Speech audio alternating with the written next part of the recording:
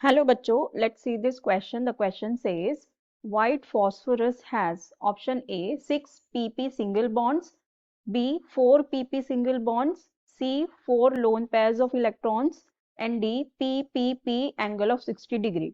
तो यहाँ इस क्वेश्चन में हमसे ये कहा गया है कि जो व्हाइट फॉस्फोरस होता है उनमें से इन ऑप्शन में से कौन सी चीज वो हमें देखने को मिलेगी व्हाइट फॉस्फोरस में, ठीक है। So to understand these, we need to draw the structure of white phosphorus. ठीक है, पहले हम white phosphorus का स्ट्रक्चर देख लेते हैं किस तरह से होता है। तो white phosphorus का अगर हम स्ट्रक्चर देखें तो ये कुछ इस तरह से होता है।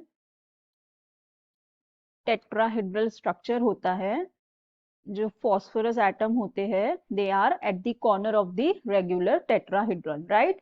और यहाँ पे हमें इनके पास फॉस्फोरस के पास होता है एक एक लोन पेयर, ठीक है, इस तरह से।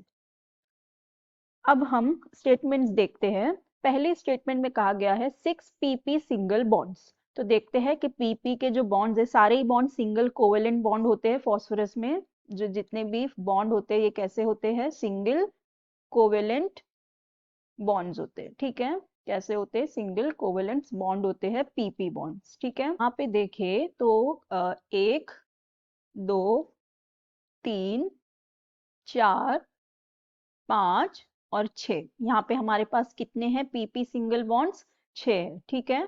हमारे पास 6 पीपी सिंगल बॉन्ड्स है, इसका मतलब ये वाला ऑप्शन हमारा बिल्कुल करेक्ट है। फिर नेक्स्ट ऑप्शन में हमसे कहा गया है दैट 4 pp सिंगल बॉन्ड्स। तो ये तो रॉन्ग हो जाएगा क्योंकि हमारे पास 6 है तो 4 नहीं हो सकते, तो ये रॉन्ग हो गया।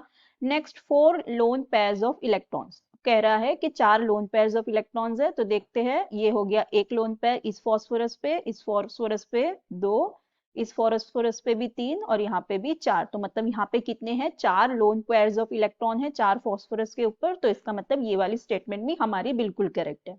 फिर कहा गया है that p angle of 60 degree. तो देखो ये जो हमारा व्हाइट फॉस्फोरस का स्ट्रक्चर है ये एक टेट्राहीड्रल स्ट्रक्चर है, राइट। ये कैसा है, टेट्राहीड्रल स्ट्रक्चर है।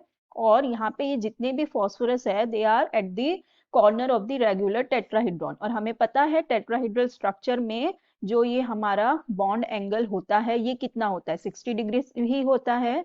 तो यहाँ पे ये जो पी एंगल होगा ये कितना होगा, 60 डिग्री ही होगा। तो इसका मतलब ये वाला स्टेटमेंट भी हमारा बिल्कुल करेक्ट है।